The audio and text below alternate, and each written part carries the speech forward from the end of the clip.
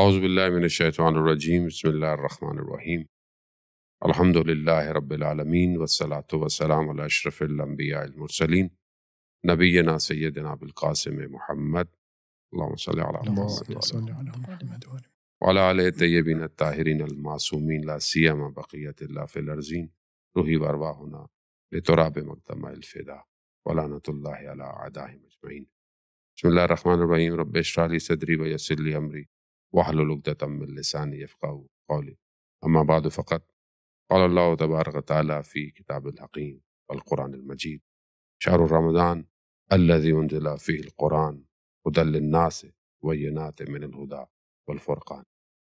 عزیزان محترم، ماہ مبارک رمضان کی پوڈ کاسٹ کے ساتھ آپ کی خدمت میں حاضر ہے۔ جیسا کہ اس سے پہلے ماہ رجب اور ماہ شعبان کی گفتگو ہم آپ کے درمیان میں جو ہے وہ پہنچا چکے ہیں، اسی مناسبت سے کہ آپ لوگوں نے اس کو پسند کیا اور ہمیں جو ہے وہ زیادہ سے زیادہ لوگوں نے اصرار بھی کیا کہ کیوں نہ ہم ماہ رمضان کی بھی گفتگو کو اسی طریقے سے آپ کی خدمت میں پہنچائیں۔ وہ کہ ماہ مبارک رمضان خدا کا مہینہ ہے، عبادت اور بندگی کا مہینہ ہے، اس کی فضیلتیں ہر مہینے سے افضل ہیں، کیونکہ اس مہینے میں میزبان خود خداوند متعال ہے اور ہم انسان اس کے اس مہینے میں اس کی اس میزبانی کو لطف اندوز کرنے کے لیے داخل ہوتے ہیں۔ وہ خود ہمیں اس مہینے میں دعوت دیتا ہے کہ آؤ بھوک اور پیاس کے ساتھ میں تمہیں اپنا مہمان بناتا ہوں۔ اب یہ مہمانداری کیسی ہے اور اس میں ہمیں روزے کے ساتھ کس طرح اپنے دن اور راتوں کو گزارنا ہے، اسی پر ہم گفتگو کرنے کے لیے آپ کی خدمت میں حاضر ہیں۔ ہمیشہ کی طرح سبیل میڈیا کی ٹیم ایک اور بہترین گفتگو آپ کی خدمت میں لے کر آئی ہے۔ میرے ساتھ موجود ہیں مولانا علی زیدی، بہت شکریہ آپ کا، ہمیشہ کی طرح آپ نے اپنا وقت دیا، اور مولانا ضمیر جعفری جن کو آپ ویسے بھی ماشاءاللہ دیکھتے رہتے ہیں اور بندہ حقیر بھی آپ کی خدمت میں حاضر ہے۔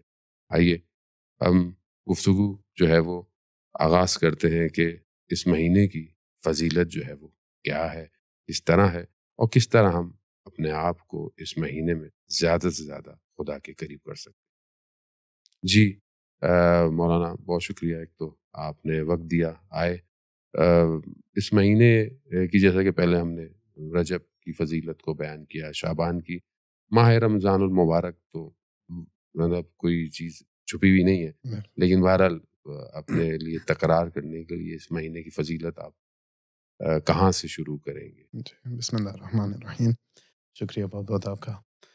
اس میں جیسا آپ نے فرمایا، بالکل ماہ مبارک وہ مہینہ ہے جو بہترین مہینہ ہے خدا کا، عبادت کے لیے، بندگی کے لیے۔ اس میں جیسے ہم نے پہلے بھی ایک دفعہ اس پہ گفتگو کی تھی کہ ایسا نہیں ہوگا کہ اس مہینے میں ہر کوئی برابر سے داخل ہوگا، کیونکہ جس نے اس طرح سے شعبان سے استفادہ نہیں کیا جس طرح سے کیا جا سکتا تھا، یا اس سے پہلے ماہ رجب سے استفادہ نہیں کیا، تو بہرحال کہنے کا مطلب یہ ہے کہ ہر کوئی ایسا نہیں ہے کہ ایک ہی لیول پہ داخل ہوگا اس مہینے میں۔ جن کی الحمدللہ جن کو توفیق ملی، انہوں نے استفادہ کیا، ان کا مرتبہ کچھ اور گا۔ جیسے آغا جواد ملکی تبریزی اپنی کتاب مراقبات میں کہتے ہیں کہ ہر لمحہ جو ایک وہ منزل ہے سلوک کا، جیسے پہلے بھی شاید مولانا نے ذکر کیا تھا۔ تو یہ جو رجب گزر گیا، یہ جو ماہ شعبان گزر گیا، یہ والا رجب اور شعبان کبھی پلٹ کے نہیں آئے، اگلے سال آئے گا، وہ ایک اور منزل ہے۔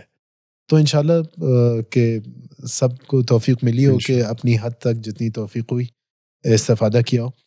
لیکن جب اس در پہ پہنچ گئے ماہ مبارک کے، اس میں ویسے تو روایات بہت ہیں، لیکن خود رسول اکرم صلی اللہ علیہ وآلہ وسلم، ان کا خطبہ ہے جو شعبان کے آخر میں انہوں نے خطبہ دیا تھا، اس میں جس طرح یہ انٹروڈیوس کرتے ہیں ماہ مبارک کو، وہ شاید بہترین طریقہ ہے کہ آدمی سمجھ سکے کہ کیا اہمیت ہے اس مہینے کی۔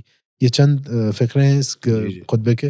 ایھا الناس انہ قد اقبل الیکم شہر اللہ بالبرکہ والرحمہ والمغفرہ، کہ اے لوگوں، یہ خدا کا مہینہ ہے، شہر اللہ ہے، جو تمہارے پاس آیا ہے برکت کے ساتھ، رحمت کے ساتھ، مغفرت کے ساتھ، اور یہ وہ مہینہ ہے جو افضل الشہور،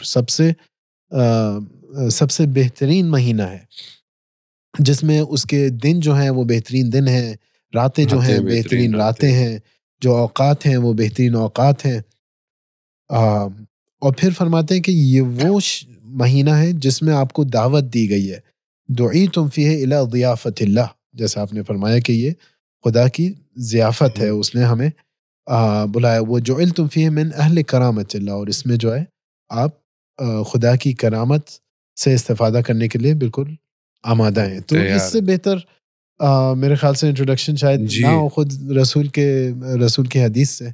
تو بہرحال کہنے کا مطلب یہ ہے کہ اہمیت بہت زیادہ ہے. انشاءاللہ خدا توفیق دے کے اس گفتگو کے تھرو. جی جیسا کہ آپ نے عرض کیا کہ خدا میزبان ہے اور ہم مہمان ہیں. بالکل. تو علماء اس کے سلسلے میں بیان کرتے ہیں کہ اگر آپ کسی کے گھر پہ مہمان جا رہے ہیں تو آپ توجہ کریں کہ وہ میزبان کون ہے اور آپ کون ہیں. بالکل. تو جب آپ میزبان کے پاس جا رہے ہیں، وہ ذات ہے جو ذات خدا ہے. بالکل. تو اگر آپ میزبان کے پاس جاتے وقت مثال کے طور پر کسی کے گھر پہ دعوت پہ جا رہے ہیں اور وہاں پر آپ کی توجہ اس بات کی طرف ہو کہ گھر میں کیا کھانے کو ہے یا گھر میں کیا چیز ملنے والی ہے، تو یہ ایک بہت پائن درجہ ہے، بہت نیچے کا درجہ ہے. بالکل. حقیقت میں انسان کی توجہ اس طرف ہونی چاہیے کہ وہ میزبان جو ہے اس کی توجہ کو کیسے جلب کرے، وہ کیسے اسے خوش کرے، رادر دین یہ کوشش کرے کہ میں کیا چیز اس سے حاصل کر لوں، بلکہ یہ کوشش کرے کہ وہ میزبان کے دل میں کیسے اتر آؤں. تو حقیقت میں جو لوگ اپنے آپ کو تیار کرتے ہیں، خود حدیث بھی ہے، امام فرماتے ہیں کہ روزے دار کو خدا کیا دے گا. تو ایک حدیث میں خدا کہتا ہے کہ روزے دار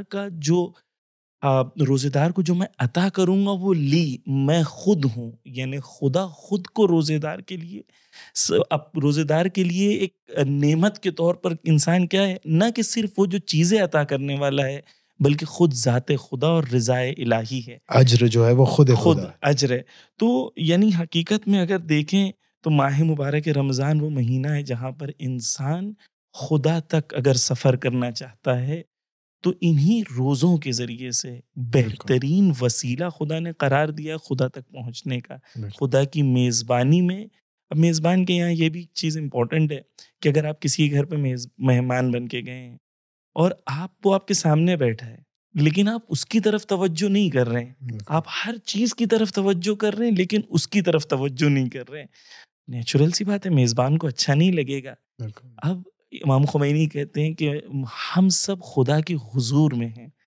تو ماہ مبارک رمضان جب روزہ رکھ رہے ہیں تو انسان یہ تفکر کرے، یہ فکر کرے کہ میزبان میرا کون ہے. حقیقت میں جو ضیافت اللہ کی بات ہو رہی ہے، میزبان اور مہمان کے درمیان کے رابطے کو، ریلیشن کو. اصل میں ہوتا یہ ہے کہ ہمارے یہاں روز جوان کیونکہ ظاہر ہمارا مخاطب ہے اور یوزلی یہی سمجھ آتا ہے کہ ایسا بھوکا پیاسا رہنا اور بس یہ کس طریقے سے دن گزر جائے اور سو کے گزر جائے اور آرام کر کے گزر جائے، جو کہ بہرحال بعض اوقات سب یہ کہتے ہیں جی سونا بھی تو عبادت ہے. گو کہ سونا عبادت ہے، سانس لینا جیسے کہ خطبہ شعبانیہ میں ہے کہ سانس لینا بھی روزے دار کی تسبیح بن جاتی، یعنی خدا ایک لمحے کو اس کے ضائع نہیں ہوتا. لیکن دوسری طرف جو نارمل کنسیپٹ ہے وہ یہی ہے کہ سب بھوکے پیاسے رہو، ٹائم کس طریقے سے اسپینڈ ہو جائے، پھر رات جو ہے وہ مطلب افطار میں وہ جو جتنی بھوک اور پیاس تھی اس سب کو جو ہے وہ کور کرنے کے لیے انسان زیادہ جو ہے وہ کھا لیتا ہے. کھانا بھی بہرحال منع نہیں ہے، نعمت الہی ہے، لیکن شاید وہ جو ایک ذہن میں کانسیپٹ ہے وہ یہی ہے بس ٹھیک ہے یہ رکھ لیا، یہ کھا لیا پی لیا اور تھوڑی سی عبادت ہو گئی، اور وہ ایک ایسنس ہے یا ایک سوشل اسپیکٹس جو معاشرے کے اندر روزے کا ہوتا ہے. مثلا اب اس طرح کی افطاریاں ہوں گی اور اس طرح آپ کو پتہ ہے میں خیر بہت زیادہ اپنی گفتگو کے دائرے سے ہٹنا نہیں چاہتا.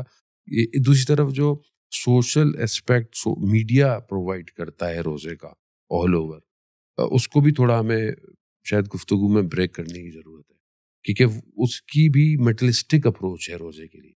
یعنی اصل جو روزہ جیسے کہ آپ نے بیان کیا کہ ایک رابطہ برقرار کرنا ہے اصل میں، تو یعنی یہ کہ میرا میزبان ہو اور میں اس کی طرف توجہ کروں اور میں اس کی توجہ کو اپنی طرف اٹینشن کو سیکھ کروں، وہ تبھی ممکن ہے کہ جب میں اپنے میزبان سے واقف تو ہوں.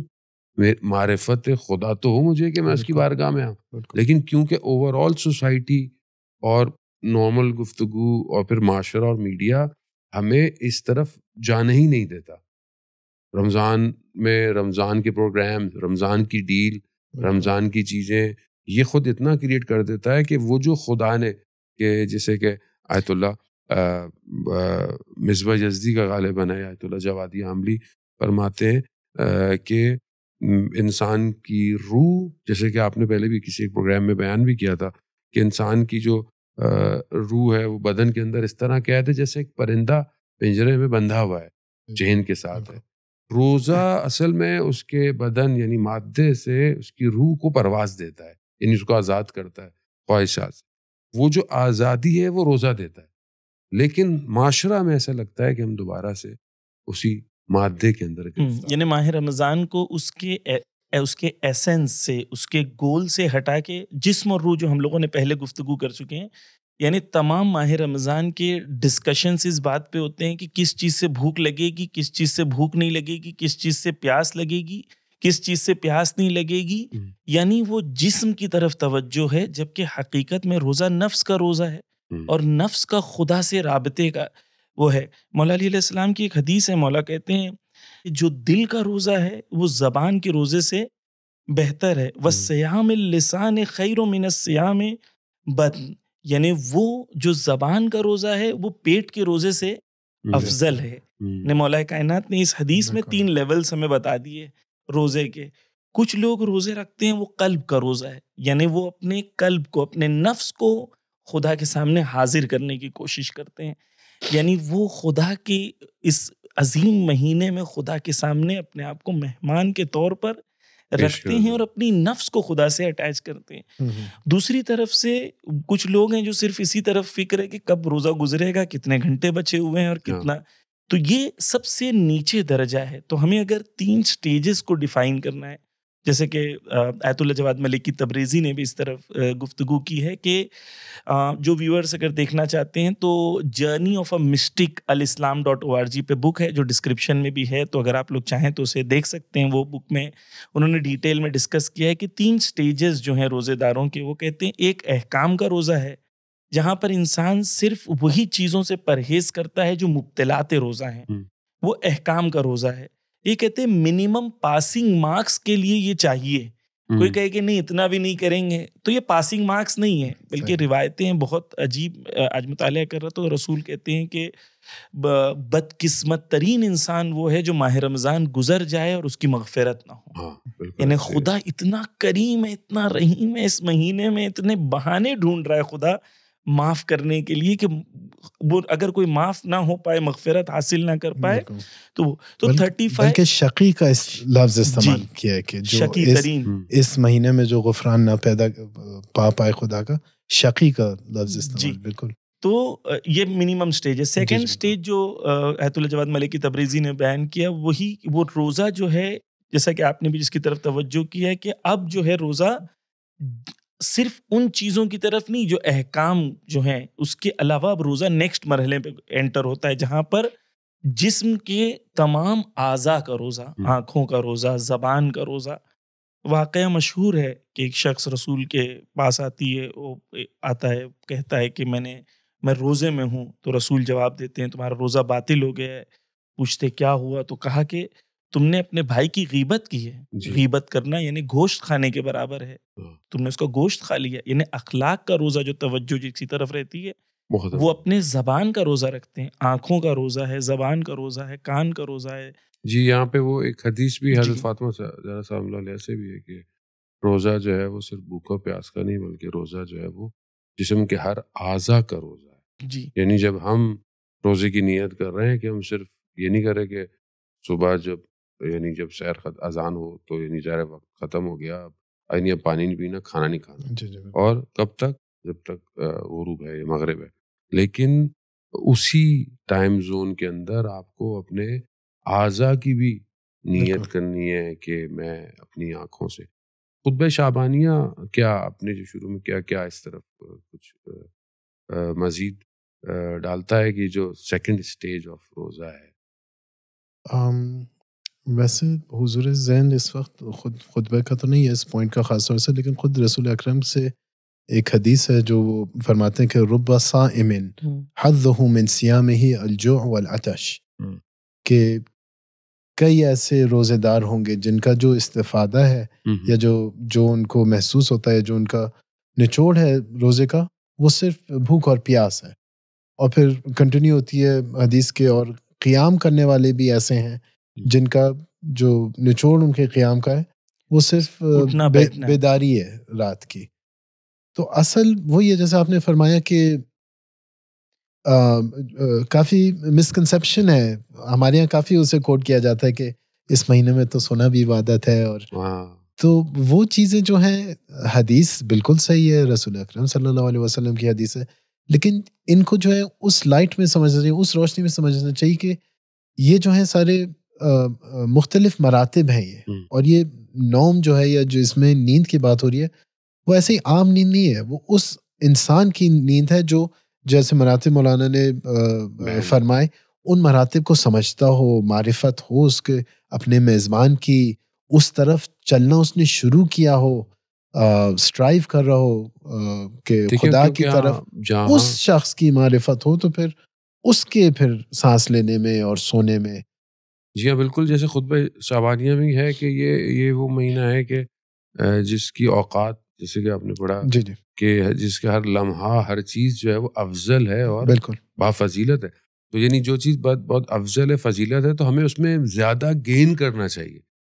یعنی ٹھیک ہے سونا عبادت ہے، سانس لینا بھی عبادت ہے، مگر اگر ہم جستجو کریں اور اسی طرح بڑھنے کی ان مہینوں میں عمل کے ذریعے، تفکر کے ذریعے سے، قرآن کی تلاوت کے ذریعے سے، دعائیں ہیں، جیسے کہ ایک اور چیز میں یہاں بہرحال بتاتا چلوں اپنے آڈینس کو کہ احکام جو ہیں وہ روزے کے وہ ہمارے ڈفرینٹ پروگرامز ہیں سبیل میڈیا کے، تاکہ کہیں یہ نہ ہو کہ جی وہ کہ نیچے کمنٹ لکھ دے کہ مولانا صاحب وہ ہمیں فلانا روزہ میرا کیسے ہوگی کیسا، تو وہ ہمارے الگ پروگرام ہے، اس لیے ہم اس طرف گفتگو اور بہت ضروری ہے. ہاں وہ ضروری ہے کیونکہ ظاہر ہے آپ کو پتہ ہونا چاہیے. حتیٰ کسی نے مجھے ٹیکسٹ کیا، ابھی میں آ رہا تھا کہ وہ کسی کو میں نے کہا میں پوڈ کاسٹ کی ریکارڈنگ کے لیے جا رہا ہوں، تو مولانا صاحب وہ وضو کا بھی ایک بات بتا دی کہ حالانکہ بس سادی سی بات ہے، بٹ کسی کے ذہن میں نہیں ہوتی ہے کہ بعض اوقات آدمی پہلے وضو کر لے، نماز کا وقت نہیں ہے اور نیت اس نے واجب نماز کی ذہن میں رکھی وضو کیے، تو اس کا وضو نہیں. اس لیے کلی وضو جو ہوتا ہے کہ وہ انسان کرتا رہے، ہوتا نا لوگ سارا دن وضو کر کے ماشاء اللہ، جیسے مولانا ہمارے ایک ہی وضو میں پورا دن گزار دیتے ہیں ماشاء اللہ، تو وہ ہوتا ہے کہ ایک آدمی وضو کے، تو بعض لوگوں کے ذہن میں ہوتا ہے ہر وقت وضو کرتے ہیں جیسے، لیکن وہ یہ کہ اگر آپ کی نیت کلی رہے، مستحب کی ہے تو ٹھیک ہے. تو یہ چھوٹی چھوٹی چیزیں جیسے آپ نے بتایا کام کے لیے بہت امپورٹنٹ ہے، لیکن اس کے لیے ہمارے پروگرام ہے، روزے کو کون سی چیزیں باطل کرتی ہیں، کون سی نہیں کرتی ہیں، کیسے کیا ہے، یہ انشاءاللہ. وہ کبھی کبھار یہ مسکنسیپشن ہوتا ہے کہ کیونکہ ہم دوسرے مرتبے اور تیسرے مرتبے کی بات کر رہے ہیں تو اس پہ سے توجہ ہٹ جاتی ہے، حالانکہ ذریعہ اس دوسرے اور تیسرے مرحلے تک پہنچنے کے لیے ادھر ہی سے پاسنگ مارکس نہیں ملیں گے تو ڈسٹنکشن تو ملے گا ہی نہیں.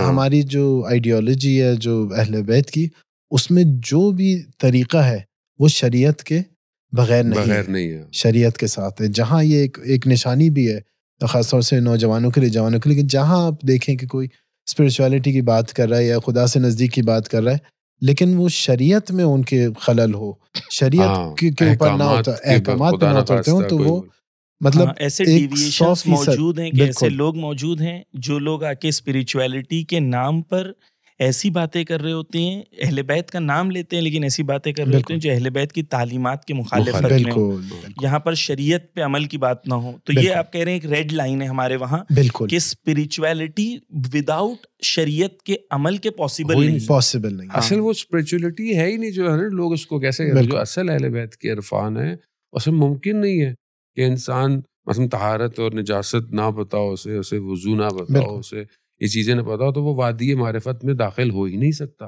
اور یہی وجہ ہے کہ اگر دوسرے طریقے بہتر ہوتے تو پھر حضرت محمد مصطفیٰ صلی اللہ علیہ وسلم سے بڑھ کر تو کوئی ذات نہیں تھی. جب انہوں نے رات کو اتنی عبادتیں کی کہ خدا قرآن میں کہہ رہا ہے کہ اے نبی کھڑے ہو مگر کم کھڑے ہو تم عبادت میں، یا سجدے نہیں کرتے، یہ جو مشہور ہیں. تو بہرحال یہ میں نے کہا کہ لوگ جو ہے اس طرف رہیں کہ احکام ضرور جو ہے وہ اور ضروری ہے ہر ماہ رمضان سے پہلے ایک دفعہ احکامات کو گو تھرو. لیکن سبیل ادھر میڈیا کا ویڈیو محدود نہ رہیں ادھر جی تک. ہاں یہ بس یاد آیت اللہ بہجت رحمۃ اللہ علیہ ان کی کئی جگہ ان کی ایڈوائس جو انہوں نے نصیحت کی ہے وہ یہ لوگ پوچھتے ہیں کس طرح ہم آپ کے مقام تک پہنچے ہیں, ہاں وہ کہتے ہیں حرام اور واجب. واجب جو ہے اس کو انجام دو اور حرام سے پرہیز کرو. تو لیکن وہ اور یہی پہلا سٹیپ ہے, پھر آگے مراتب. روزے کے لیے دیکھیں یہ ہے کیا, یہ ہماری گفتگو اسی کے لیے جو روزہ رکھ رہا ہے اور جو نہیں رکھ رہا وہ کم از کم روزہ رکھے اور پھر اس کے بعد اپنے اعضاء و جوارے, یہ نہ کہ مثلا روزہ رکھا ہوا ہے تو جی سارے کام میں کر لوں, مطلب انٹرٹینمنٹ بھی چل رہی ہے اور ساری چیز چل رہی تو یقیناً بہرحال وہ آنکھ کا روزہ, زبان کا روزہ, حتیٰ گفتگو, اور اس سے بڑھ کر تیسرا سٹیج آپ جی تیسرا سٹیج جو آیت اللہ جواد ملکی تبریزی بیان کرتے ہیں, کہتے ہیں کہ تیسرا سٹیج روزے دار کے لیے وہ ہے کہ وہ خواص الخواص کا روزہ اس کا ہے جو اپنے غور و فکر اور تفکر اور قلب میں بھی کوئی چیز نہ آنے دے سوائے خدا کے, جو مولا کائنات نے اس میں کہا کہ سب سے بہترین روزہ قلب کا روزہ ہے, جہاں پر دل میں سے بھی غیر اللہ کو اور غیر خدا کو باہر نکال دے.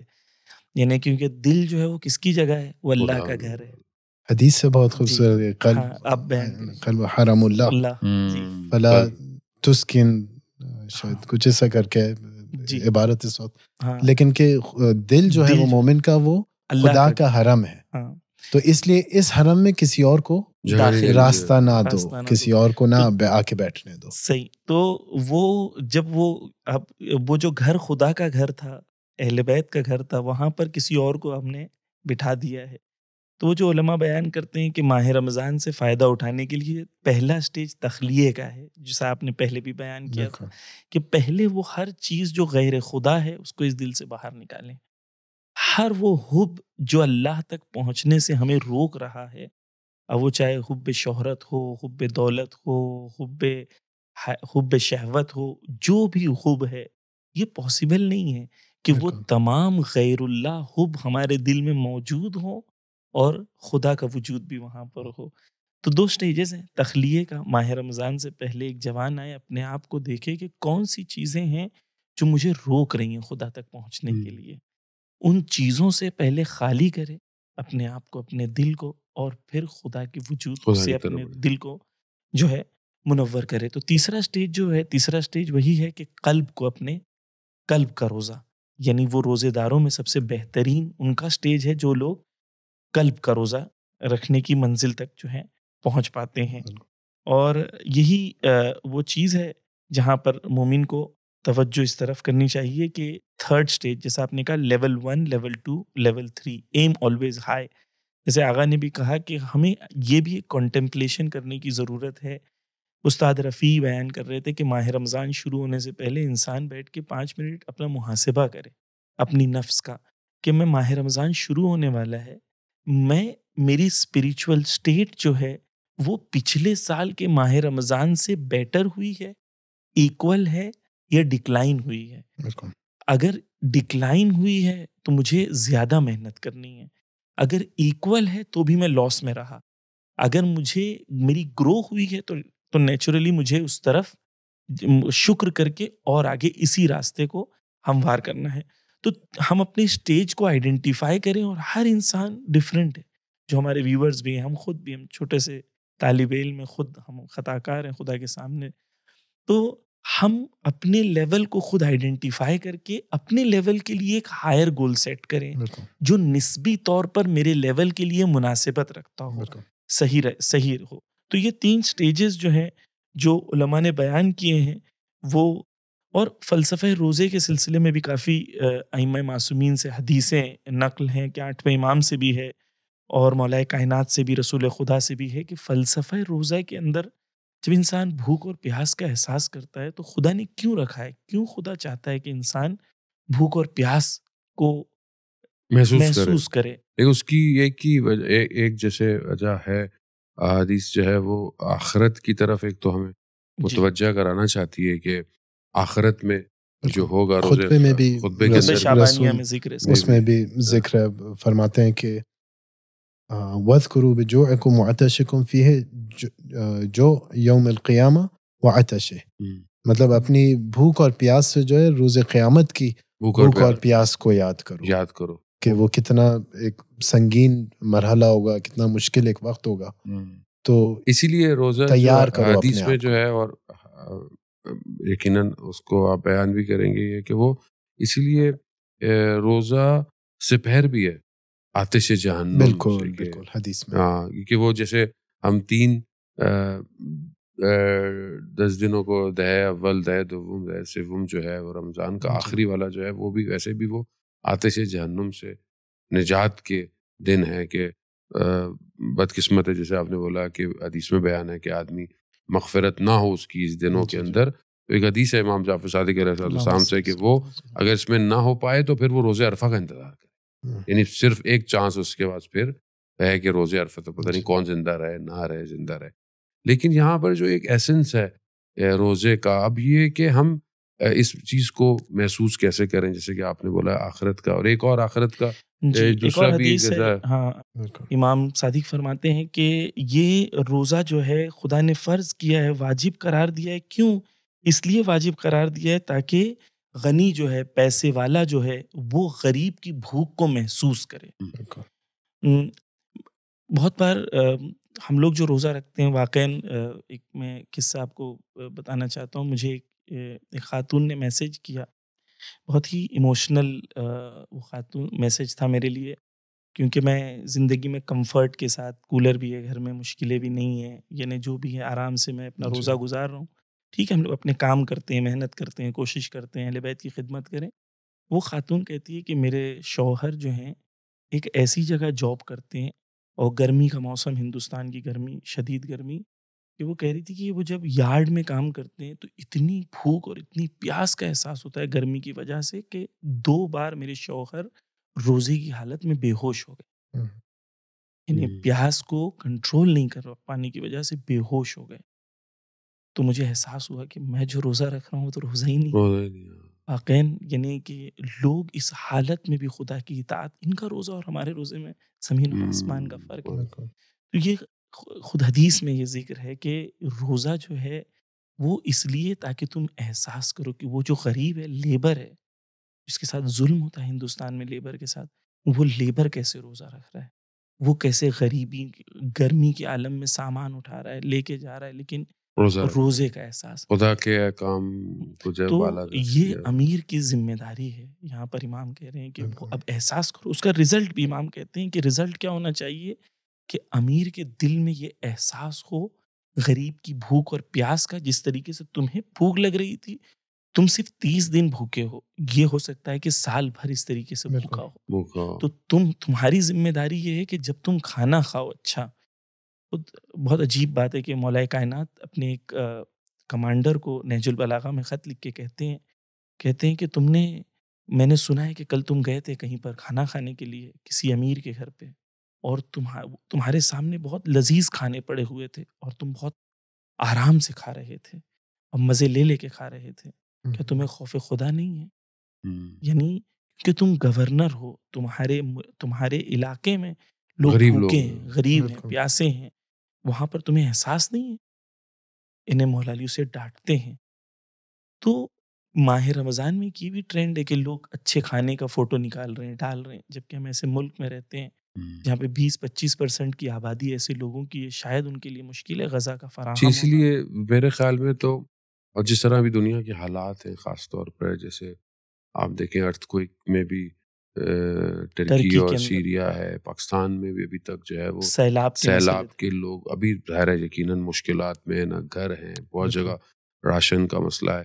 میرے خیال میں ہمیں سب سے پہلے تو اپنے اطراف میں، اپنے آس پاس میں، اپنے جاننے والوں میں کوشش کریں کہ ہم یہ جو خود روزہ بھوک اور پیاس کا احساس دلا رہا ہے، ہم اسی کو کنٹریبیوٹ بھی کریں، یعنی دوسروں ضرور کے کریں. لیے ضروری کریں، اور اپنے بہت ساری چیزیں کھانے کے بجائے اس کو تھوڑا سا بے شک کم کر کے دوسروں کے دسترخوان کو جو ہے وہ آباد کریں. کہیں اور ایسا نہ ہو کہ ہم جس ملک میں رہ رہے ہیں، جس محلے میں رہ رہے ہیں، ہمارے گھر میں تو افطار کے لیے غذا موجود ہو لیکن دوسروں کے گھر کے لیے غذا موجود نہ ہو.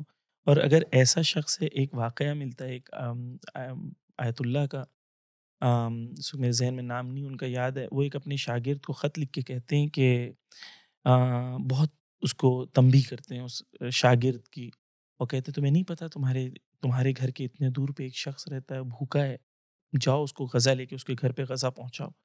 وہ غذا لے کے پہنچاتا ہے تو وہاں پر وہ غذا پہنچاتا ہے تو واقعاً پتہ چلتا ہے کہ وہاں لوگ لیکن عزت مند تھے تو ہاتھ نہیں پھیلایا۔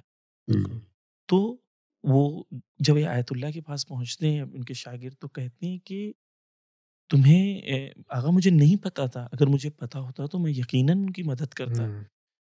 تو آیت اللہ انہیں کہتے ہیں کہ تمہیں نہیں پتا تھا اس لیے صرف ڈانٹا کہ تمہاری ذمہ داری تھی جاننا، اگر تمہیں پتا ہوتا تو میں تمہیں تمہارے کفر کا اعلان کر دیتا۔ مہدی بہرحال سید مہدی کا واقعہ ہے، مہدی بہرحال نجف کا واقعہ ہے جی، ہاں بالکل صحیح ہے۔ اسی میں شاید اس میں کوئی شک نہیں ہے کہ مطلب ہم اور اکثر الحمدللہ مومنین مدد کرتے ہیں، راشن پہنچاتے ہیں، بالکل، لیکن شاید کوشش یہ کریں کہ اس سے ایک قدم اور آگے بڑھیں کہ راشن دینا، مطلب میرے پاس تھا امکان تو میں نے پیسے دے دیے، راشن پہنچا دیا یا خود راشن پہنچا دیا، اس سے آپ کو جو غریب کے گھر میں گزر رہی ہے، جو اس کے دل پہ گزر رہی ہے، اس کا احساس اتنی آسانی سے نہیں ہو سکتا صرف راشن پہنچانے سے۔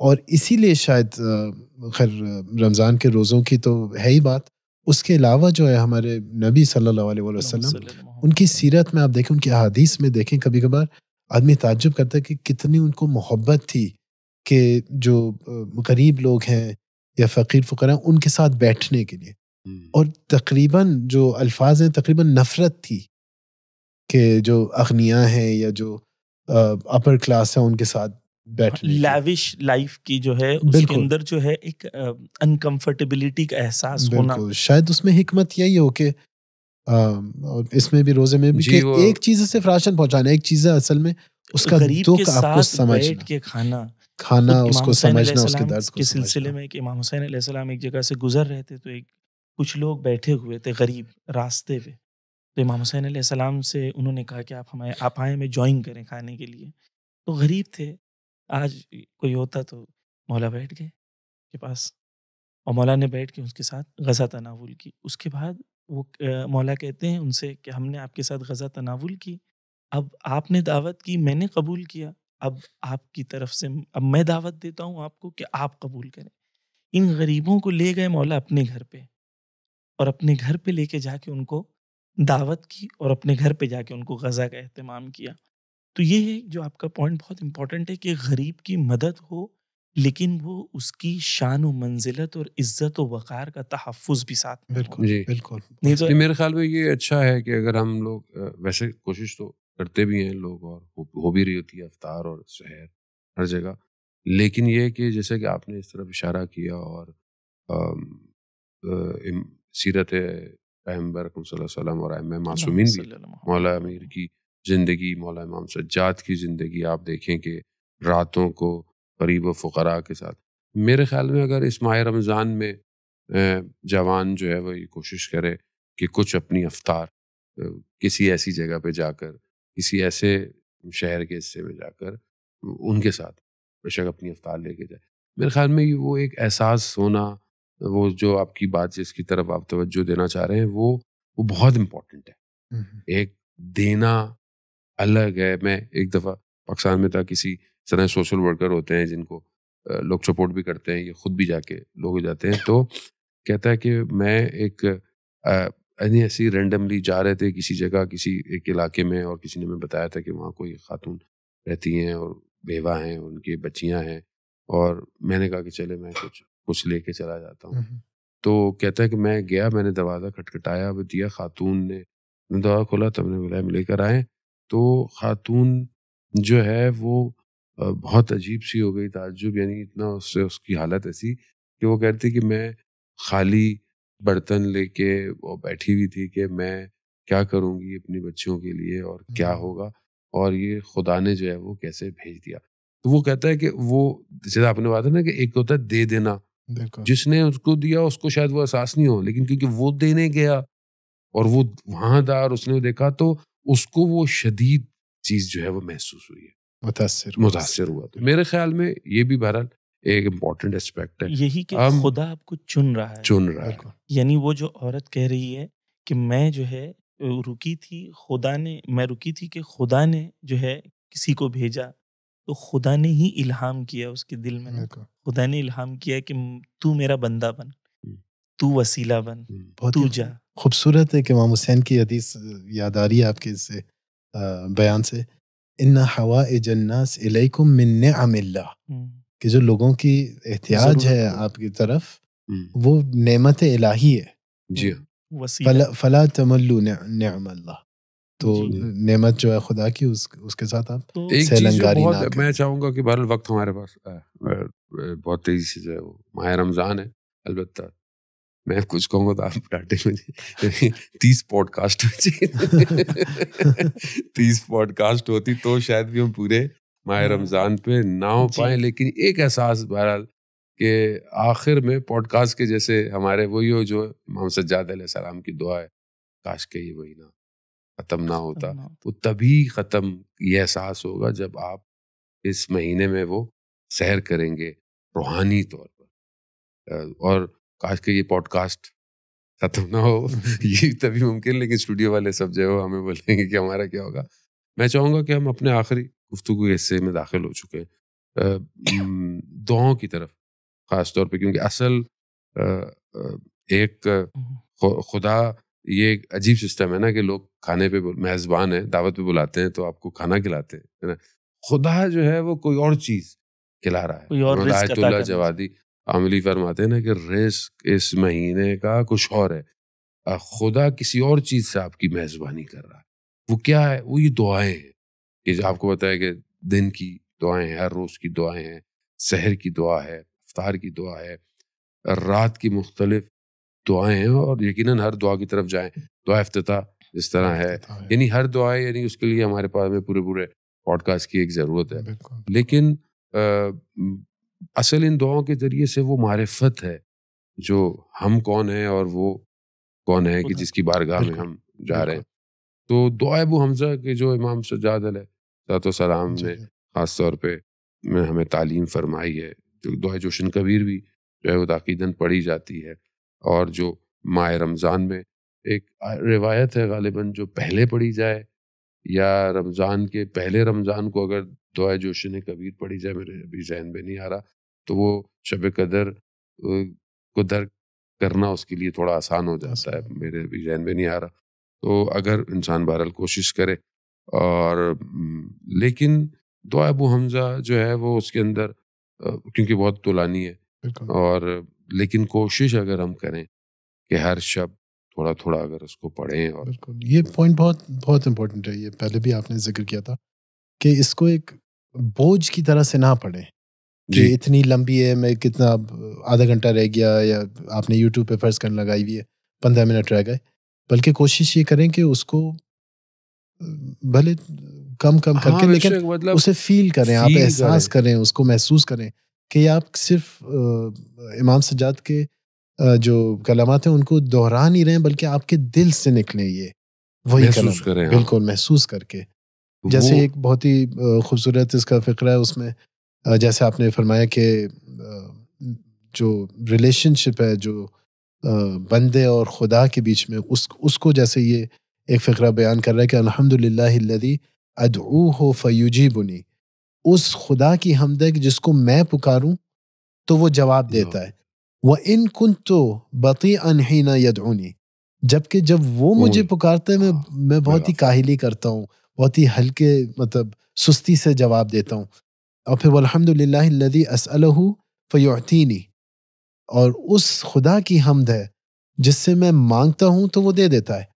وَإِن كُنْتُ بَخِيلًا حِينَ يَسْتَقْرِضُنِي، اگرچہ جب وہ مجھ سے مانگتا ہے، قرآن کی آیات ہیں کہ کون ہے جو خدا کو قرض دے گا، تو جب وہ مانگتا ہے تو میں کنجوسی کرتا ہوں، بخیل انداز میں. لیکن یہاں پہ یہی ہے کہ وہ کتنی رحمان اور رحیم اور کتنا اس کا کرم ہے کہ میں جو کہ بہرحال گناہگار عطا کار نہ، میری کو اتنی عبادت، اس کے باوجود مجھے وہ انٹری دے رہا ہے اس مہینے کے اندر، بالکل بالکل. اور پھر اس کے بعد وہی ہے کہ صرف انٹری نہیں دیا، دعوت نامہ دعوت بھیجا ہے آپ نامہ کو بھیج رہا ہے. بالکل خصوصی. ہاں، وہ جو فراز ہے خطبہ شبانہ و اقبل الیہ، یعنی یہ مہینہ تمہاری طرف آیا ہے، یعنی بھیجے. بالکل تمہاری طرف ہے، فیس اس کا تمہاری طرف ہے. بالکل بالکل. تو یہ بہرحال اسی کے اندر میرے خیال میں آگے کی طرف ہے، الہی لا تعذبنی من عقوبتک، کہ میرے پروردگار مجھے جی ظاہراً شروع کی لائن شروع کی لائن یہی کہ ہے کہ پروردگار بالکل مجھے میری تعدیب کرو لیکن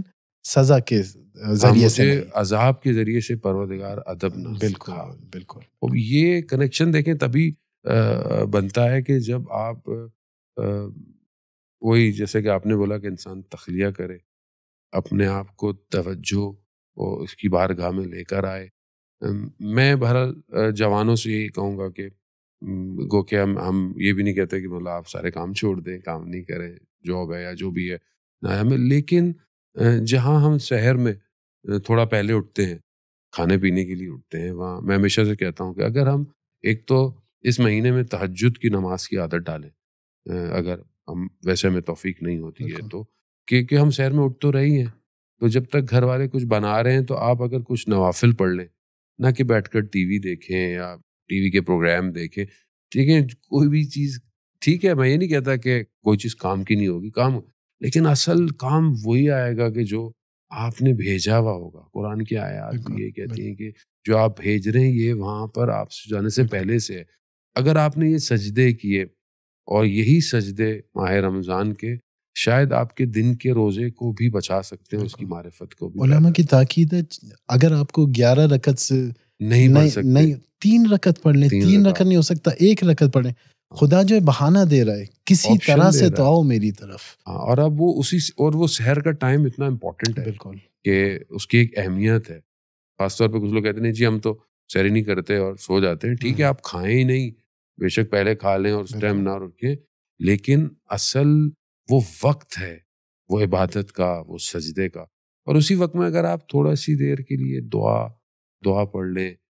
دیکھیں خود مولا اس کائنات وقت نے بھی جو دعا کے سلسلے میں گفتگو ہو رہی ہے تو مولا کائنات نے بھی اسی طرف کہا ہے کہ ماہ رمضان میں اگر کہا کہ 2 چیز جو ہیں جس کی طرف توجہ دینے کو کہا کہ دعا پڑھیں اور استغفار کریں، بالکل اور کہا کہ جو دعا ہے وہ کیا کرتی ہے، دعا تمہاری بلاؤں کو دور کر دیتی ہے اور استغفار تمہارے گناہوں سے تمہیں پاکیزہ کر دیتا ہے. تو دونوں چیزوں کی طرف مولا کائنات بھی ہمیں توجہ دلا رہے ہیں کہ یہ وہ مہینہ ہے جہاں پر انسان جو ہے آم، جس کے دل جو ہے وہ نرم ہو جاتا ہے خدا کے رحم و کرم کی وجہ سے، ماہ بالکل رمضان کی وجہ سے. اب وہ جب انسان خدا کے حضور میں جب آتا ہے تو اپنے پاسٹ کے گناہوں کو دیکھتا ہے، اس کو احساس کرتا ہے، خدا کے سامنے اپنے آپ کو تسلیم کی منزل پر لے کے جانے کی کوشش کرتا ہے، تو اس کی آنکھوں سے آنسو نکلتے ہیں. اگر یہ آنسو جو نکلتے ہیں خود یہ پورا یہ جو پورے ماہ رمضان کا آؤٹ پٹ یہ ہے کہ کتنا میں خدا کے سامنے رو سکا، کتنا میں اپنے دل کو خدا کے سامنے نرم کر سکا. تو یہی دعاؤں کی طرف توجہ دینا جو ماہ رمضان میں دعا ابو حمزہ سمالی کی طرف جو آپ نے کہا، ابھی الحمدللہ یوٹیوب پہ ویڈیوز بھی ہیں اور انشاءاللہ سبیل میڈیا بھی ویڈیو بنا رہا ہے دعا ابو حمزہ سمالی کا، تو وہ آپ لوگ جو ہیں دیکھ سکتے ہیں کہ، اور جیسا آپ نے کہا اس کو فیزز میں بھی اگر دیکھیں، بالکل پارٹس میں دیکھیں، بالکل غور و فکر کریں، کیونکہ ایک لمحے کی فکر 70 سال کی عبادت سے بالکل افضل ہے. بالکل تو ایسے وہ جو عبادت فکر کے ساتھ ہے، غور و فکر کے ساتھ ہے، اس کا مرتبہ بہت بلند ہے بجائے اس کے کہ وہ عبادت جو صرف اس لیے کی جائے. تو نیچرل سی بات ہے، دعاؤں کی طرف توجہ جو ہے وہ خاص ضروری ہے اس مہینے میں، جس کے اندر ہماری سب کی ہماری ضرورت یہ ہے کہ ہم اس کی طرف توجہ کریں، خصوصاً دعا کی. جی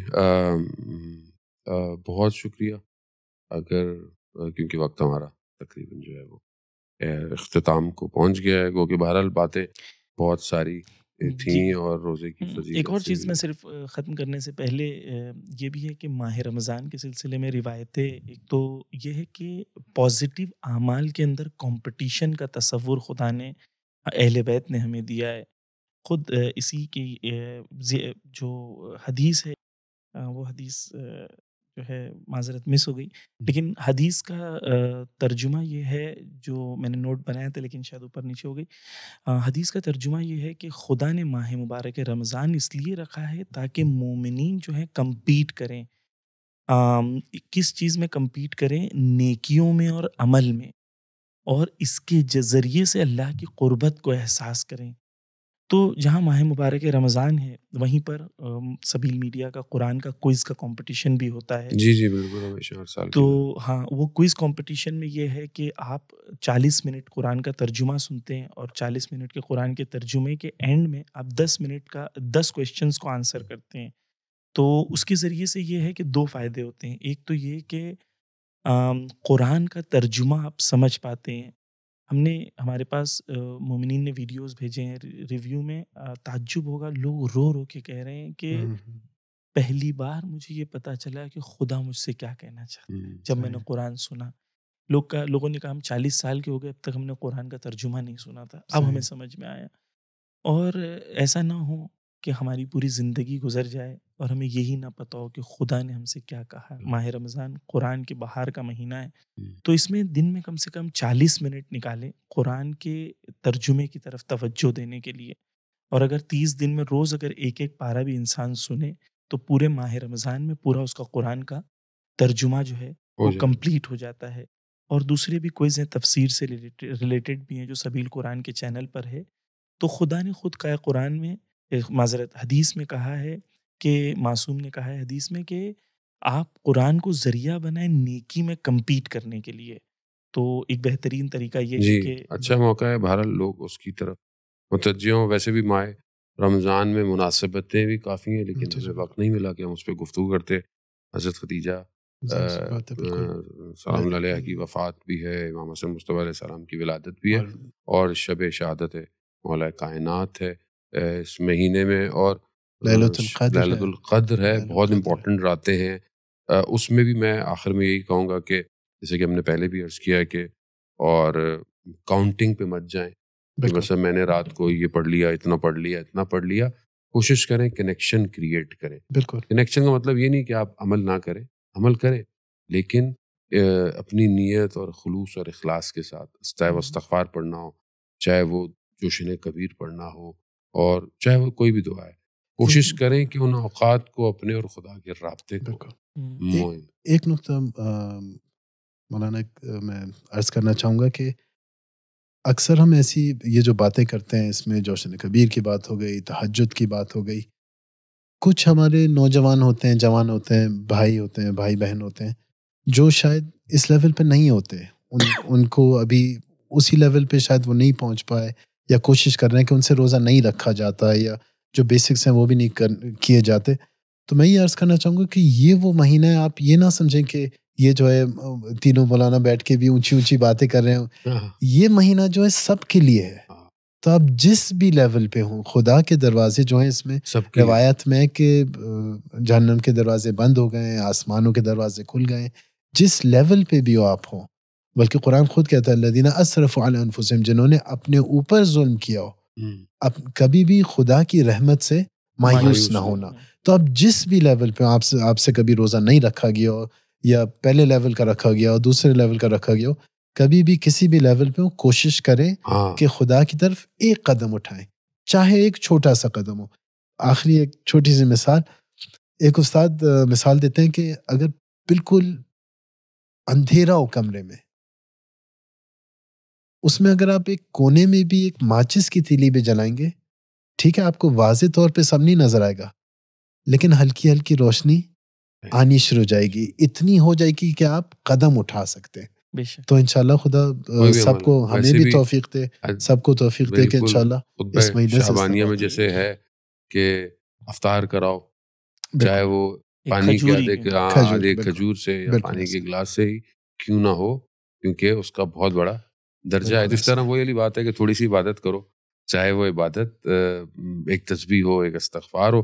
اور آخر میں بہرحال مانا جاتے امین دعا ابو حمزہ کے ہیں کہ میں جو ہے وہ اپنے آپ کو دیکھ رہا ہوں کہ میرا نفس خود جو ہے وہ خطرے میں ہے، اور میں کریا کیوں نہ کروں، کیونکہ میں دیکھ رہا ہوں کہ میری قبر جو ہے وہ بہت تاریک ہے. میں گریہ کیوں نہ کروں کہ میری جو ابدی جگہ ہے وہ بہت تنگ ہوتی جا رہی ہے، اور میں گریہ کیوں نہ کروں کہ مجھ سے منکر و نکیر سوال پوچھیں گے، اور میں گریہ کیوں نہ کروں کہ میں بہت زیادہ اپنے آپ کو مشکلات میں دیکھ رہا ہوں۔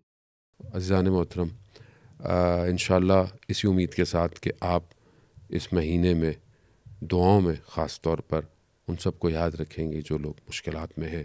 دنیا میں کافی مشکلات ہیں ظاہری طور پر بھی، اور اس سے بڑی سب سے بڑی باطنی مشکل ہے، اور وہ ہے کہ ہمارے وقت کا امام ہمارے درمیان میں موجود نہیں۔